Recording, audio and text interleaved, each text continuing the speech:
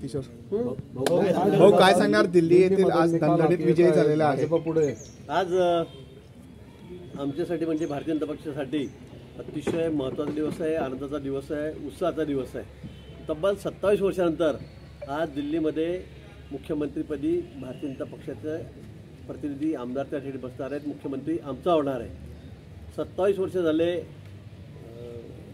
या दिल्लीच्या मुख्यमंत्रीपदापासून आम्ही दूर होतो, लांब राहिलो होतो, पण जनतेने आता आम्हाला स्पष्ट कौल दिलेला आहे।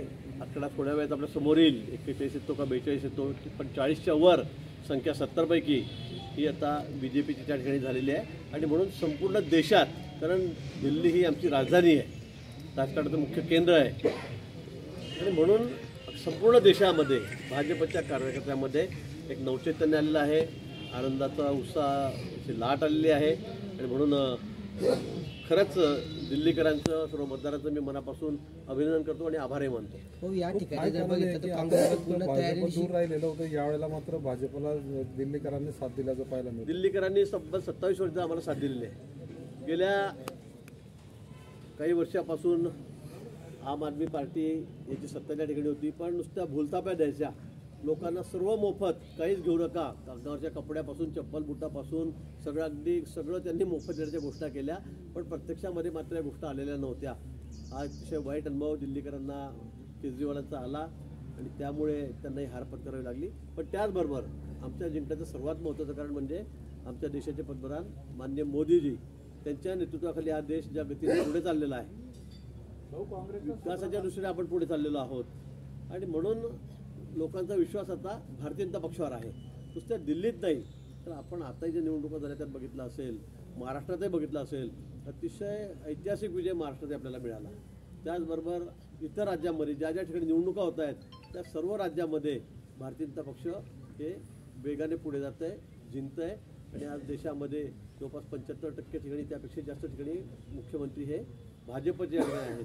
आणि म्हणून मला वाटतं की भारतीय जनता पक्षावर, त्यांच्या विचारावर लोकांचा असलेला विश्वास, मोदीजींच्या नेतृत्वावर अमितभाई आहेत, नड्डाजी आहेत, त्यांच्या विचारावर, नेतृत्वावर असलेला हा विश्वास, यामुळेच एवढं मोठं यश हे आम्हाला संपादित करण्यात आलेलं आहे। या ठिकाणी काँग्रेसला भोपळा सुद्धा फोडता आलेला नाही, काँग्रेसने पुरी तयारीनिशी काँग्रेसची अवस्था अतिशय दयनीय आहे। काँग्रेसला 70 पैकी एक सुद्धा जागा त्या ठिकाणी मिळालेली नाही, एक सुद्धा जागा मिळालेली नाही। इतकी दयनीय अवस्था काँग्रेसची मला वाटतं। आणि सगळ्याच ठिकाणी बघा, आपण प्रत्येक राज्यामध्ये अगदी मोजके 2-4 राज्य सोडले तर काँग्रेस देशामध्ये कुठेही राहिलेली नाही। आता ती अस्ताकडे चाललेली आहे, काँग्रेसचा शेवट होत चाललेला आहे मला असं वाटतंय, आणि त्यांचं नेतृत्व ते बदलायला तयार नाहीत। अतिशय मी म्हणेल की दिशाहीन भरकटलेल्या जहाजासारखी काँग्रेसची अवस्था झालेली आहे, आणि त्याचे परिणाम या सगळ्या मतदारातून आज आपल्याला दिसत आहे। महाराष्ट्र विधानसभेचा जो पॅटर्न आहे तो दिल्लीत राबवला आहे असं संजय राऊत म्हणतात। आता संजय राऊतांना काय बोलावं त्यांच्याविषयी? संजय राऊत विषयी त्यांना बोललेलंच बरं।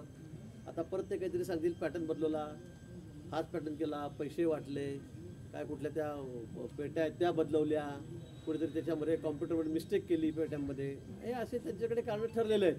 त्यामुळे संजय राऊत तर काय ते सगळे बडबड बहादर आहेत, त्यांना दररोज काही ना काही बोलावं लागतं, आणि ते काहीतरी बोलत असतात, असंमरित बोलत असतात। राहुल सगळ्या नेत्यांना जेलमध्ये टाकलं घेतलेला आहे, जे लोकसभेचे निकाल लागले राहुल गांधींनी ते म्हटलेले की मतदार वाढले कसे?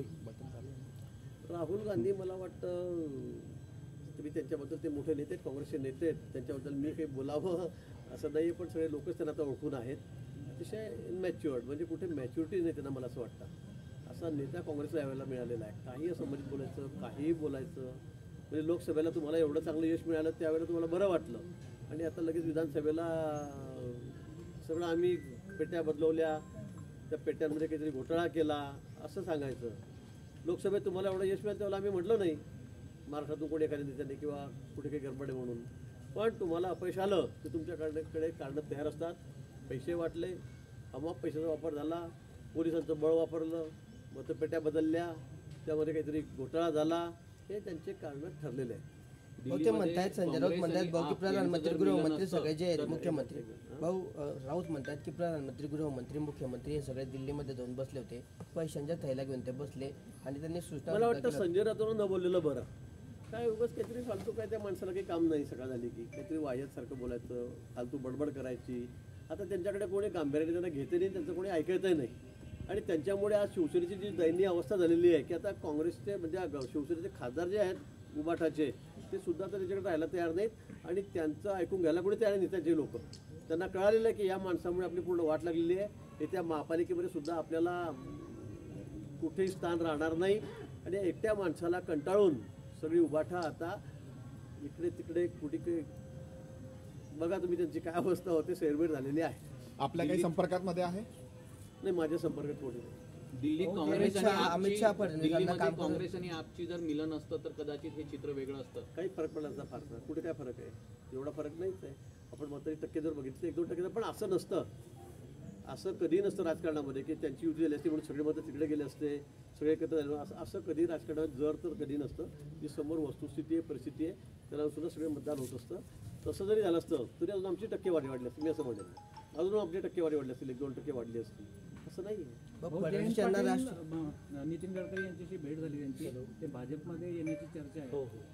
आता अनेक लोकांना असं वाटतं मी भाजपत आलं पाहिजे कारण पुढची 5 वर्ष त्यांना काही दिसत नाही आहे. सगळा अंधकार दिसतोय. समोरच्या पक्षांची अवस्था काय तुम्हाला माहिती आहे. शरद पवार साहेबांच्या पार्टीची अवस्था काय आहे, उबाठाची अवस्था काय आहे, काँग्रेसची अवस्था आज काय आहे. आणि म्हणून मुख्य प्रवाहात आपण यावं. मोदींच्या नेतृत्वाखाली या ठिकाणी काम करावं, देवेंद्रच्या नेतृत्वाखाली महाराष्ट्रामध्ये काम करावं सगळ्यांना वाटतंय आणि त्यामुळे ते सगळ्यांच्या भेटीगाठी घेत आहेत. ते साहजिक आहे. शरद पवार तुरुंगात जाणार अशी देखील अनेक ठिकाणी बोललं जात आहे. त्यामुळे कदाचित ते नेते सोडून जात आहेत का शरद पवारांना असं वाटतं? नाही मी कुठे काही असं ऐकलेलं नाही. माझ्या ऐकवात अशी कुठली गोष्ट नाही आहे आणि मी ते मोठे नेत्यातली त्याच्यावर तुरुंगात जावं का ना जावं हे बोलणं इतकं मी मोठा नाही. हो, आपत्ती व्यवस्थापन प्राधिकरणामध्ये अजित पवार यांचा समावेश झाला आहे. एकनाथ शिंदे यांना डावलण्यात आलं आहे. त्यामुळे आश्चर्य व्यक्त केलं जात आहे की मंत्रालयात याबाबत चर्चा सुरू झाल्या आता पुन्हा काय आपत्ती व्यवस्थापनात अजित पवारांचा सहभाग झालेला आहे. एकनाथ शिंदेना डावलण्यात आलं आहे त्या ठिकाणी प्राधिकरणला. माझा तो पुनर्वसन सार्वजनिक आरोग्य या ठिकाणी जो मंत्र्यांचा समावेश आहे ना त्याच्यात अजित पवारांचा एकनाथ शिंदेना ते डावलण्यात आलेलं त्या ठिकाणी. मला सुद्धा कुठली माहिती नाही. तुम्ही सांगता मला. हो, खडसे जे आहे ते पुन्हा मुख्यमंत्री देवाभाऊ यांना भेटलेले आहे. कुठेतरी त्यांचे चाललेलं आहे की भाजपमध्ये प्रवेशाची चर्चा चाललेली आहे. त्यांनी सांगितलेलं आहे की विकासाच्या मुद्द्यांवर मी भेटायला आलेलो होतो. ते त्यांना विचारते का गेले काय नाही मला कुठली माहिती नाही. मी कोणाला विचारलं नाही ते का गेले काय नाही म्हणून. हो, अशी पण चर्चा आहे की त्या भेटी दरम्यान जे आहे आपण सुद्धा त्या ठिकाणी सोबत होतात आणि त्या संदर्भात जे आहे त्यांनी चर्चा केल्याची माहिती. नाही मला मुख्यमंत्री मोदी म्हणाले की ते येऊन गेले म्हणून पण मी विचारले नाही का आले कशासाठी आले. पण मी 11 वाजता माझी भेट ठरलेली होती. साहेबांना फोन केला तर म्हणजे 11 वाजता या म्हणून. मी 11 वाजता तिथे गेलो होतो. तर मला पत्रकारांनी बाहेरच विचारलं की खडसे पण आलेले आहेत. म्हटलं मला माहीत नाही. त्यावरची मला कुठली माहिती नव्हती. काय ते येत जात राहतात दिल्लीला भेटतात इकडे भेटतात. आपली काही हालचाल आहे भाऊ काय? पक्षप्रवेशाची? त्यांनाच विचारा मला काही माहिती. ते मोठे त्यांनी सांगितलं की मी खाली बोलत नाही मी दिल्लीशी बोलतो. मला वाटतं तर ते म्हणत होते माझ्या गळ्यामध्ये रुमाले टाकलेला आहे फोटो येत नाही. मला वाटतं तर त्यांनी सांगावं त्या बाबतीमध्ये ते सांगू शकतील. आगामी काळात आपली भेट घेऊ शकतात कोण खडसे? नाही ते मोठे नेते आहेत माझ्या कशाला भेटी. ते राष्ट्रीय नेते आहेत खडसे साहेब ते त्यामुळे ते माझी भेटी त्यांनी सांगितलं की खाली मी खालच्या लोकांना भेटत नाही. माझं डायरेक्ट वरती कनेक्शन आहे. पालकमंत्री हो, आपल्यामुळे त्यांना सिग्नल नाही मिळाला अशी देखील चर्चा आहे. आपल्या कारणामुळे सिग्नल नाही मिळत मी तर त्यांना- सिग्नल देणं एवढा मोठा नेता नाही आहे. मी एवढा मोठा सिग्नल मी छोटा कार्यकर्ता आहे. मी जिल्ह्यापुरतं मर्यादित आहे असं ते म्हणतात. तसंच आहे माझं. त्यामुळे त्यांचं डायरेक्ट कनेक्शन वर दिल्लीला आहे. त्यांचे अनेक वेळेला आपण फोटोही बघितले ते भेटतात. त्यांनी मागच्या वेळेस देवेंद्रजींना भेटतात. नाशिकच्या पालकमंत्री पदावरून त्यांनी नाव न घेता वक्तव्य केलेलं आहे की आवरटपणा जो चाललेला आहे तो थांबवावा विकासावर बोलावं.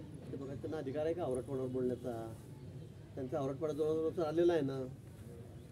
भोगतायत ना त्याचे सगळे रॉयल्टीमध्ये भोगतायत. पुण्याच्या केसमध्ये भोगतायत. तर जेलमाऱ्या झालेल्या आहेत. चाललेलं आहे. त्यामुळे त्यांनी काय बोलावं असं आवरटपणा. मला वाटतं त्यांनाही बोलण्याचा अधिकार नाही आहे. नाशिकबद्दल जे चाललेलं आहे कुंभमेळा समोर 2 वर्षांनी अतिशय महत्त्वाचं आहे. आता आपण बघितलं एवढी व्यवस्था ठेवून सुद्धा उत्तर प्रदेशमध्ये दुर्घटना घडलेली आहे.